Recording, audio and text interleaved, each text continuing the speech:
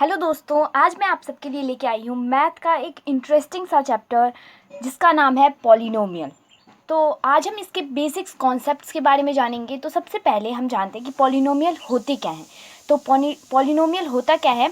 It is a chain of term. ये क्या है? It is a chain of term. It is a chain of term. तो अब आप पूछोगे ये टर्म क्या होता है?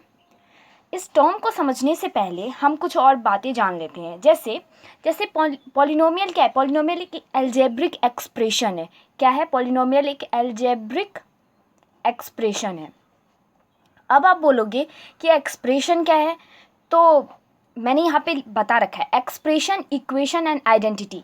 तो हम बहुत से बेसिक्स चीज़ों में हम समझ नहीं पाते कि एक्सप्रेशन क्या होता है, आइडेंटिटी क्या होती है एंड इक्वेशन क्या होता है। तो जिसके लिए मैंने यहाँ पे इस वीडियो में वही बेसिक्स कॉन्सेप्ट्स लेके आई हूँ जो आपको बहुत ही हेल्पफुल करेगा किसी भी क्वेश्चन को सॉल्व करने के लिए या समझने के लिए वो क्वेश्चन क्या क्या रहा है। ठीक है, तो अलजेब्रिक एक्सप्रेशन, एक्सप्रेशन क्या होता है? तो एक्सप्रेशन क्या होता है जिसमें ना इक्वल टू का साइन नहीं लगा हो, जिसमें इक्वल टू नहीं हो। तो इक्वल टू नहीं हो, जैसे कि इक्वल टू नहीं होगा तो क्या होगा? तो हमारा कांस्टेंट टर्म होगा, वेरिएबल होगा। कांस्टेंट टर्म होगा एंड वेरिएबल होगा। अब ये कांस्टेंट टर्म क्या है, वेरिएबल क्या है, ये मैं आपको बस ये तीनों बात बताने के बाद मैं आपको वही बताती हूँ कि कांस्टेंट टर्म क्या होता है, वेरिएबल क्या होता है। तो ये बात आपको समझ में आई कि एक्सप्रेशन में क्या होता है, इक्वल का साइन नहीं लगा होता है। जैसे मैंने यहाँ पे 6x² + 5 लिख रखा है, क्या यहाँ पे आपको इक्वल का साइन दिख रहा है? नहीं ना, तो इक्वल का साइन नहीं होता है। सेकेंड हमारा क्या आता है? इक्वेशन। इक्वेशन नाम से ही समझ में आ रहा है कि इक्वल होगा, इक्वेशन इक्वल टू का साइन लगा होगा।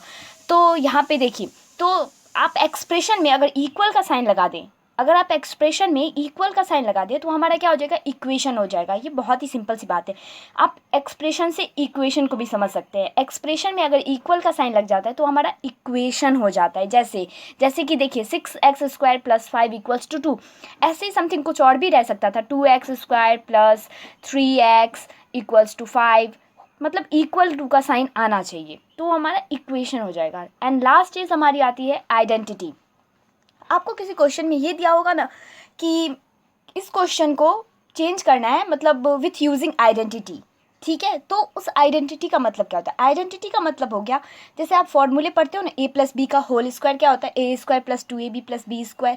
तो इसी तरीके से मतलब कोई फॉर्मूले पे बेस्ड हो, जैसे a+b² 6 + x² a+b3, ऐसे ही तो वो हमारी आइडेंटिटी हो गई। ठीक है, ये तीनों चीज़ें आपको समझ में आ गई होगी। तो अब हम जानते हैं टर्म के बारे में कि टर्म होता क्या है। तो टर्म क्या होता है? टर्म क्या है? Combination of variable and constant. तो अब मैं आपको बताती हूँ कि वेरिएबल और कांस्टेंट क्या होते हैं। तो टर्म क्या होता है? वेरिएबल और कांस्टेंट का कॉम्बिनेशन। जैसे जैसे तो अभी मैं आपको टर्म के बारे में बता रही हूँ, तो इसका एग्जाम्पल जैसे लेते हैं 2x 3x, कुछ भी ले सकते हैं। तो क्या हुआ? टर्म एंड वेरिएबल का कांस्टेंट मतलब combination. Sorry, variable and constant का कॉम्बिनेशन। तो देखिए ये क्या होगी, यह जो 2 है ना हमारा, ये हमारा कांस्टेंट टर्म है। ये क्या है? हमारा कांस्टेंट है, कांस्टेंट है। और ये जो x है यहाँ पे, ये हमारा क्या हो जाएगा? ये वेरिएबल हो जाएगा। ये आपने कैसे बता दिया? ये मैंने ऐसे बता दिया कि देखिए कांस्टेंट क्या होता है? कांस्टेंट होती है कि जिसकी वैल्यू चेंज नहीं हो, having a fixed value. Constant का क्या है? फिक्स्ड वैल्यू है कांस्टेंट के पास। जैसे कि 2 3 -3 √2, कुछ भी, मतलब डिजिट के नंबर जितने भी होंगे वो सारे हमारे क्या हो जाएंगे? कांस्टेंट हो जाएंगे। क्योंकि इसकी वैल्यू हम चेंज कर सकते हैं। 2 की वैल्यू तो फिक्स्ड ही है, 2 ही रहेगी। 3 भी 3 ही रहेगी, हम कुछ चेंज कर सकते हैं नहीं ना। तो इसकी वैल्यू फिक्स्ड रहेगी, वो हमारे कांस्टेंट टर्म हो गए। ठीक है, और वेरिएबल क्या हो जाते हैं? देखिए कोई भी इक्वेशन आप सॉल्व करते हैं तो उस इक्वेशन में एक बार बोलता है x की वैल्यू फाइंड आउट करो, तो किसी इक्वेशन में आपको x की वैल्यू 2 निकल जाती है, किसी वैल्यू में मतलब किसी इक्वेशन में आपको x की वैल्यू 3 निकल जाती है। अब देखो क्या x की वैल्यू सेम आई किसी इक्वेशन में? मतलब x की वैल्यू फिक्स है? नहीं। यानी कि आपको ये बात पता चला कि वेरिएबल के पास जो which don't have fixed value, variable के पास जो है फिक्स वैल्यू नहीं होते, जैसे x y z ये सब वेरिएबल हो गए।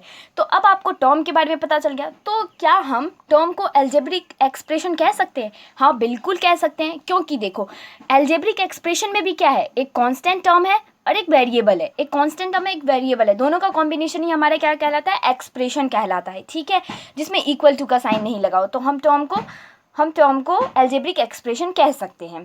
तो अब एक चीज़ और समझ लीजिए, x plus x plus 1/x equals to 2, ठीक है, x plus 1/x equals to 2, क्या ये एक पॉलिनोमियल है? नहीं, ये एक पॉलिनोमियल नहीं है। क्यों? इसमें वेरिएबल जो है, एक वेरिएबल डिनोमिनेटर में आ रहा है। तो ये बातें मैं आपको बताऊंगी कि कौन सी चीज़ें आप कैसे पहचानेंगे कि वो पॉलिनोमियल है, उसे हम कैसे आइडेंटिफाई करेंगे। तो वेरिएबल अगर हमारे डिनोमिनेटर में आता है तो हमारा पॉलिनोमियल नहीं होगा, वो पॉलिनोमियल नहीं होगा। पर अब आप देखिए, ये तो एक इक्वेशन हुआ ना, क्योंकि इक्वल टू का साइन लगा है, तो ये एक इक्वेशन है। तो अब हम इसे ना क्या कहते हैं, पॉलिनोमियल तो ये हमारा नहीं है, क्योंकि इसका वेरिएबल डिनोमिनेटर में है, तो ये बात याद रखिएगा, ठीक है।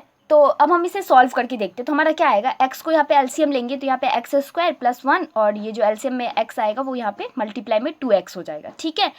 तो ये वैल्यू जो आई, क्या अब ये पॉलिनोमियल है? हाँ बिल्कुल है।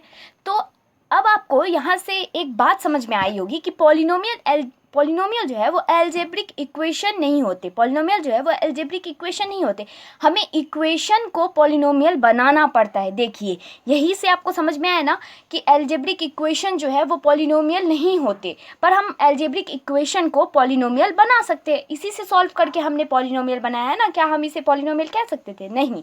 तो यही छोटी छोटी बातें आप ध्यान रखिएगा। तो अब हम बात करेंगे कि आपने तो ये समझ लिया, एक्सप्रेशन के बारे में भी मैंने आपको बता दिया, इक्वेशन के बारे में बता दिया, आइडेंटिटी के बारे में भी बता दिया आपको। अब हम बात करेंगे कि पॉलिनोमियल के कितने पार्ट होते हैं, पॉलिनोमियल के कितने पार्ट होते हैं। तो पॉलिनोमियल के ना 2 पार्ट होते हैं। पॉलिनोमियल के, मैं आपको यहाँ से फिर से बता देती हूँ कि पॉलिनोमियल के कितने पार्ट होते हैं। पॉलिनोमियल को 2 पार्ट में डिवाइड किया गया है। तो फर्स्ट पार्ट में क्या आता है, on the basis of their degree, on the basis of their degree and on the basis of their term, ठीक है। On the basis of their degree, on the basis of their term, इनको 2 part में divide किया गया है। तो इस video में अगर मैं इसकी बात करने लगी तो वीडियो बहुत ही लंबा हो जाएगा, इसलिए हम इस डिग्री और टर्म के बेसिस के बारे में हम अपने नेक्स्ट वीडियो में बात करेंगे और जानेंगे कि किसी भी इक्वेशन को हम कैसे आइडेंटिफाई करेंगे कि वो एक पॉलिनोमियल है या नहीं है। वो छोटी छोटी बातें हम हमारी नेक्स्ट वीडियो में देखेंगे। अगर ये वीडियो पसंद आई हो तो इसे लाइक करना और सब्सक्राइब करना ना भूलें। Thank you.